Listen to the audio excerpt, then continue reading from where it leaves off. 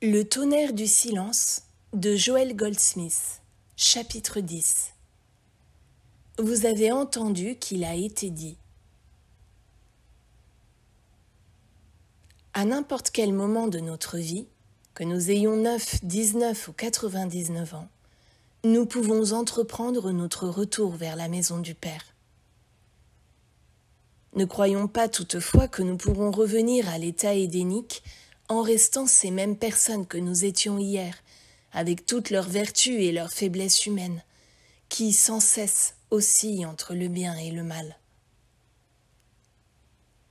Nos qualités humaines, ni plus ni moins que nos faiblesses, ne nous assureront l'entrée au paradis. Il nous faut perdre à la fois défauts et qualités humaines pour revêtir le manteau du Christ, en nous élevant au-dessus des domaines de la création mentale décrite dans le second chapitre de la Genèse. Création qui nous a enchaînés à la loi du bien et du mal. La loi nous a été donnée par Moïse, mais la grâce et la vérité sont venues par Jésus-Christ. Pendant des siècles, avant l'arrivée de Moïse, les Hébreux avaient vécu esclaves et se trouvaient maintenus dans la quasi-impossibilité de progresser dans les domaines de l'éducation, de la culture, de la religion, des arts et des sciences. Dans ces conditions, il n'est pas surprenant qu'ils aient vécu sans grand sens moral. Moïse vint présenter à ce peuple un mode de vie plus élevé, dont la structure était les 10 commandements. Ceux qui respectaient ces commandements étaient considérés comme étant les meilleurs citoyens qu'on puisse espérer, et si de plus ils se conformaient aux règles alimentaires et à quelques autres coutumes, ils méritaient le titre de bons Hébreux. Si la loi était transgressée, tout coupable devait s'attendre à être lapidé ou excommunié. La notion d'amour n'avait pas sa place dans cet enseignement, ou très peu. C'était un enseignement entièrement basé sur des lois sociales et éthiques. Le sens éthique ou moral, si élevé soit-il, n'est cependant qu'une étape sur la voie qui conduit à la conscience spirituelle. Une personne peut vivre en obéissant strictement aux 10 commandements et se trouver néanmoins aux antipodes de la vie spirituelle. Car la vie spirituelle authentique se tient et se vit au-dessus du plan des pères d'opposés. Quand Jésus arriva, il enseigna la façon de vivre qui, essentiellement, ne visait pas à la transformation dans cette vie du négatif en positif, mais à une élévation au-delà du sens de l'un et de l'autre, pour atteindre à la vie spirituelle. N'oublions pas que Jésus, en tant que rabbin de l'Église traditionnelle, était habilité à parler et à prêcher en chair. Ne perdons pas de vue non plus que ce qu'il prêchait ne s'appelait pas la doctrine chrétienne. Le christianisme n'existait pas. De plus, il ne s'adressait pas à des chrétiens, car il n'y en avait pas. Il était un rabbin hébreu prêchant à des Hébreux. Mais un miracle se produisit. Cet homme, Jésus, reçut une illumination qui fit de lui le détenteur d'un enseignement religieux tout à fait nouveau, ignoré jusque-là des Hébreux. Par son enseignement d'un pouvoir unique, il allait maintenant bien au-delà de la loi cosmique de l'Ancien Testament. En enseignant cette révélation aux hommes et aux femmes de cette époque, il les libérait par là même de tout rituel et de tout dogme. Il les libérait à tel point que son Église ne put tolérer ni l'homme ni son enseignement. Que pouvaient-ils éprouver, les membres de cette Église, sinon de la haine et de la crainte, envers un des leurs qui tournait le dos à leurs pratiques si bien établies et si chères, comme par exemple le pèlerinage annuel à Jérusalem, afin de payer la dîme, ainsi que l'observance de divers autres rites. Jésus, en rejetant catégoriquement toutes ces obligations, critiquaient et condamnaient en fait tacitement ce qui était depuis si longtemps l'objet et le support de leur confiance. Jésus mit en lumière cette vérité. Le salut spirituel n'est en aucune façon lié à l'observance rigide de formes quelconques, mais il concerne l'état de conscience développé à titre individuel. Il prêcha une dimension nouvelle de la vie, un état de conscience plus élevé qui exigeait de mourir aux anciennes croyances. Il fit clairement comprendre que le vin nouveau ne pouvait s'ajouter au contenu des vieilles outres, c'est-à-dire que la nouvelle pratique ne pouvait être surajoutée simplement à l'ancien mode de vie hébraïque, qu'elle devait le remplacer, parce que ces deux étaient antinomiques.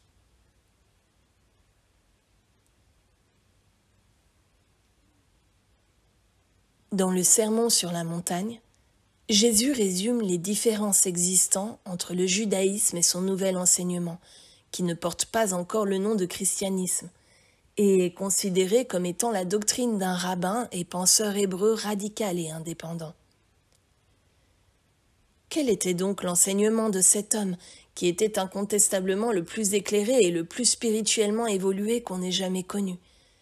Si éclairé qu'aujourd'hui encore, le monde repose pratiquement sur son enseignement. C'est le mot grâce qui en révélera la nature. La loi est venue par Moïse, mais la grâce et la vérité sont venues par Jésus-Christ. Cette grâce et cette vérité ont une signification très différente de celle de la loi. Et c'est ainsi que pendant les 300 ans qui ont suivi le ministère de Jésus, il y eut des gens qui parcoururent la Terre Sainte, atteignirent Rome et la Grèce, instruisant et prêchant non pas la loi relevant de la foi hébraïque, mais quelque chose de nouveau, de surprenant et de différent, appelé grâce et vérité, qui parvint peu à peu à être connu sous le nom de doctrine chrétienne. Les premiers adeptes de cet enseignement furent appelés des chrétiens juifs, puisqu'ils étaient des juifs disciples du Christ. En fait, en ces premiers temps, seuls les Hébreux pouvaient devenir chrétiens. Mais Paul et Pierre se rendirent compte finalement que cet enseignement du Christ représentait plus qu'une nouvelle branche du judaïsme.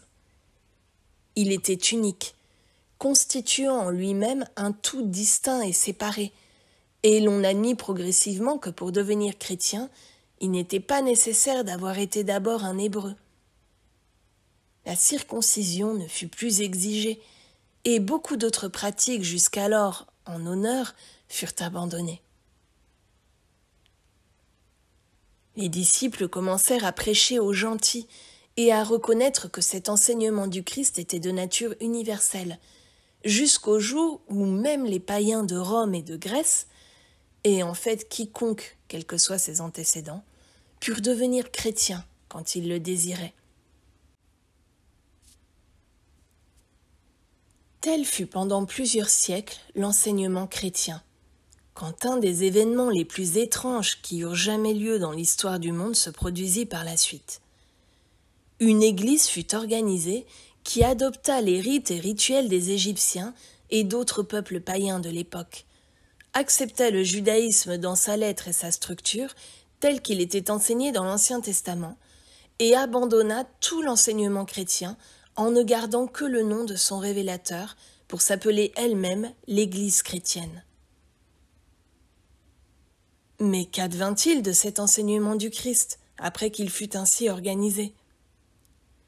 Cette Église mit-elle en pratique l'enseignement de Jésus selon le « tu ne résisteras pas au mal » ou s'accrocha-t-elle encore à la maxime de « œil pour œil, dent pour dent », telle que vous l'avez entendu dire par les ancêtres?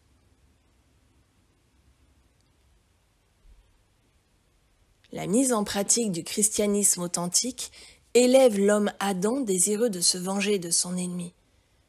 Il l'élève du niveau de conscience de la loi karmique à la conscience de la grâce et de la vérité, qui révèle un Dieu d'amour, là où il n'y avait qu'un Dieu qui récompense et qui châtie. La nature du Dieu révélée par Jésus était totalement différente de celle du Dieu de l'Ancien Testament. Et dans la partie du Sermon sur la montagne consacrée à la loi karmique, Jésus enseigne que le péché est puni par le péché lui-même. Jamais aucune référence n'est faite à un Dieu qui punit. Il explique clairement ceci. Ce que nous faisons aux autres nous sera fait en retour, non pas par Dieu, mais conformément à la loi karmique selon laquelle ce que tu sèmeras, tu le récolteras aussi. Cette loi gouvernant la vie de tous les humains. Lorsque nous agissons par amour, c'est l'amour qui nous revient. Mais en revanche, nous subissons aussi le choc en retour de nos mauvaises actions, car il est le produit de notre acte même. Nous déclenchons le bien et le mal par notre propre état de conscience. Avec chaque mesure dont tu te seras servi, tu seras mesuré à ton tour, non pas par Dieu, mais selon la loi. Quand nous haïssons, nous invoquons la loi. Quand nous aimons, nous invoquons la loi. Quand nous donnons ou partageons, nous en appelons à la loi, tout comme lorsque nous nous accrochons aux choses. La nature partout témoigne de la véracité de cette loi. Par exemple, un arbre ne portera pas d'autres fruits avant que ceux qu'il porte encore n'aient été cueillis ou ne se soient d'une certaine façon détachés. Nous ne blâmons pas Dieu à cause de cela. Dieu ne punit pas cet arbre. C'est une loi de la nature qui fait que l'arbre doive donner ses fruits afin d'en produire ensuite davantage. Par conséquent, à moins que nous ne lâchions prise en libérant le bien, nous sommes frappés de stérilité, puisque la loi est la suivante. Ce qu'un homme sème, il le récoltera aussi. Cette loi du semer et récolter s'applique aux individus comme aux nations. Il n'y a aucun moyen d'échapper à la pénalité qui s'attache aux mauvaises actions, non pas parce qu'un Dieu quelconque se chargera du châtiment, mais à cause de l'existence de la loi karmique que chaque individu déclenche par ses actes. Le Maître a mis tout cela en lumière dans la partie du Sermon sur la montagne où il enseigne « Vous avez entendu dire qu'il a été dit ». Toutefois, il n'a jamais enseigné que Dieu punissait.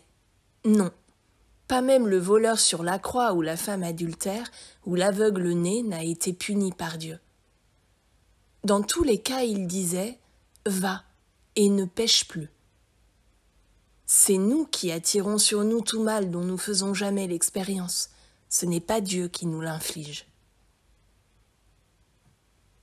Quand la chrétienté s'organisa, elle adopta la conception du Dieu qui punit comme dans l'Ancien Testament, dans le vain espoir sans doute d'user de la peur pour forcer les gens à bien se conduire. Mais en fait, cet enseignement, loin de servir de frein aux mauvaises actions, est probablement responsable de bien des péchés commis en ce monde aujourd'hui.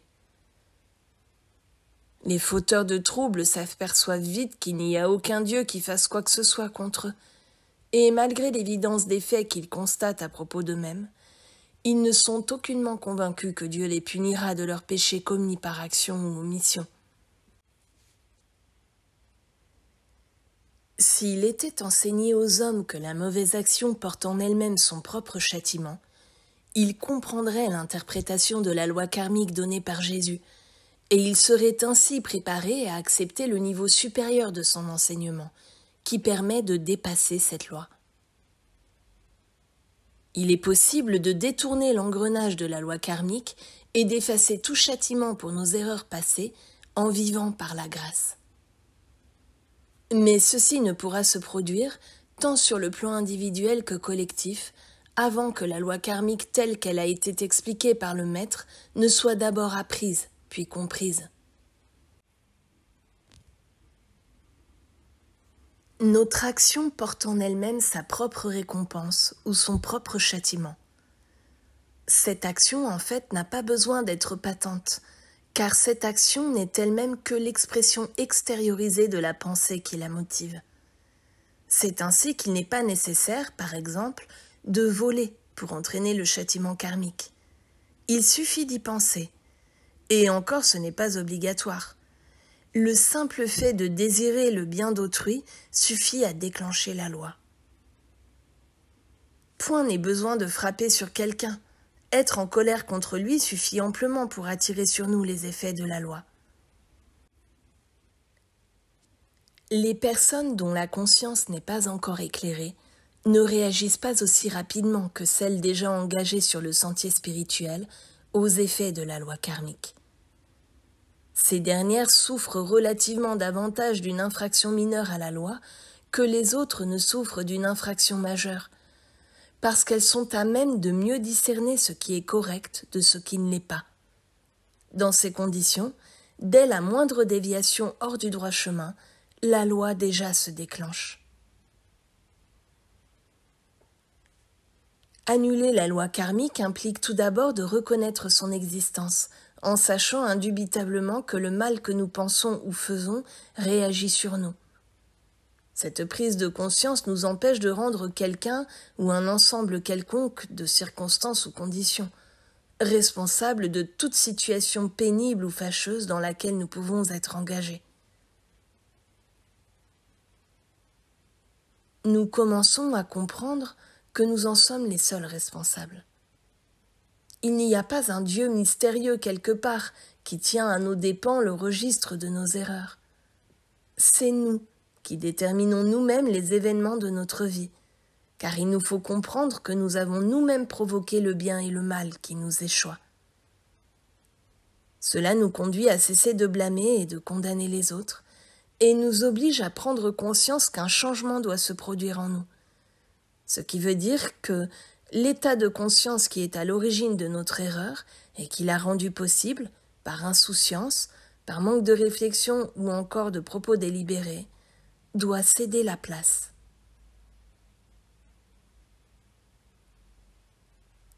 Nous apprenons très vite à nous rendre compte de ce que Paul avait découvert, à savoir qu'il y a 2 moi en nous. Chacun de nous est double dans son individualité, étant à la fois la créature non soumise à la loi de Dieu et celle qui est le Fils de Dieu, et en qui demeure l'Esprit divin.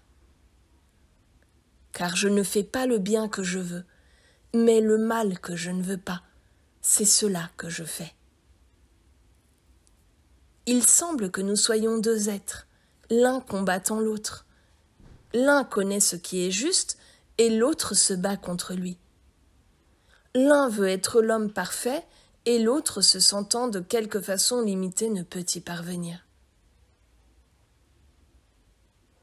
À partir du moment où nous sommes prêts à reconnaître qu'il y a en nous un Fils de Dieu, alors que le Fils prodigue de l'homme lutte encore pour survivre, nous commençons à comprendre le sens de la lutte qui se livre en nous, la chair et l'esprit. Le prodigue, ou homme Adam, parti dans le monde et épuisant sa propre substance jusqu'à sombrer dans les profondeurs de la dégradation, ce qui est symbolisé par son repas pris avec les pourceaux, n'était personne d'autre que le fils héritier, qui, plus tard, porta le manteau de pourpre et l'anneau orné de pierreries. Il n'était pas 2 hommes distincts, mais le même moi humain vivant à 2 niveaux de conscience différents.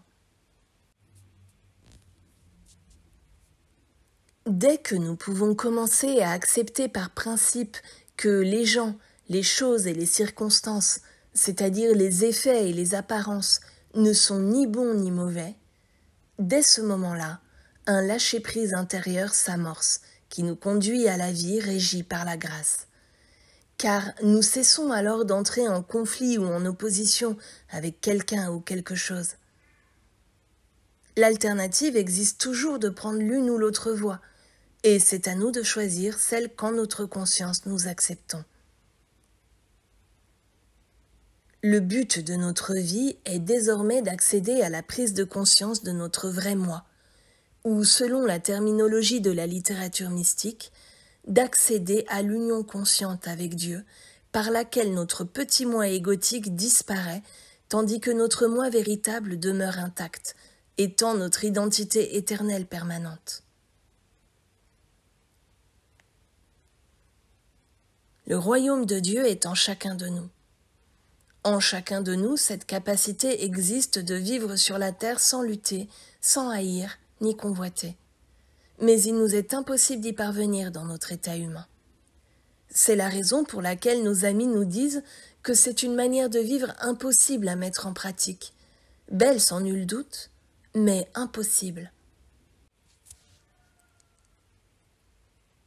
Le « je vous dis » du sermon sur la montagne est susceptible d'être appliqué uniquement par les gens qui arrivent à prendre conscience qu'ils ne vivent pas séparément les uns des autres, et dans un état de dépendance mutuelle ou grâce à des systèmes ou moyens humains, mais qu'ils vivent de chaque parole qui sort de la bouche de Dieu.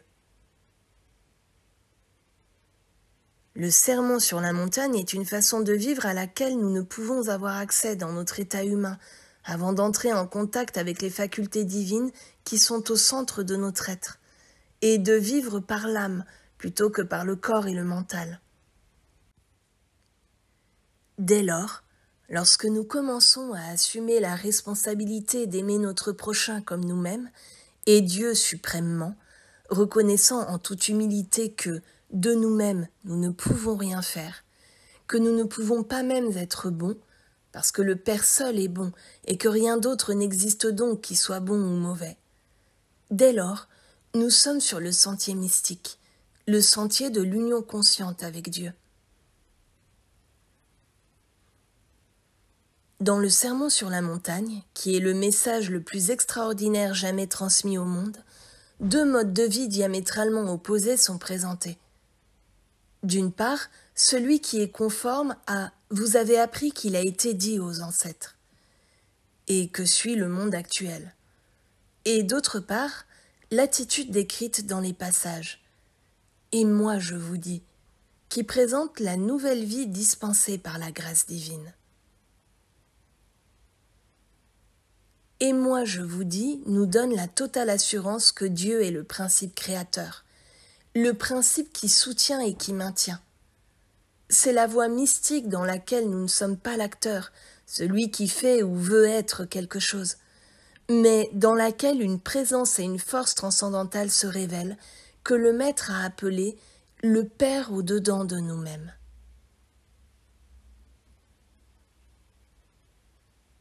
Nous vivons, soumis à la loi, conformément à ce que vous avez appris qu'il a été dit aux ancêtres. Ou en d'autres termes, nous vivons l'expérience du Fils prodigue, tant que nous nous maintenons dans le domaine de la création mentale du second chapitre de la Genèse.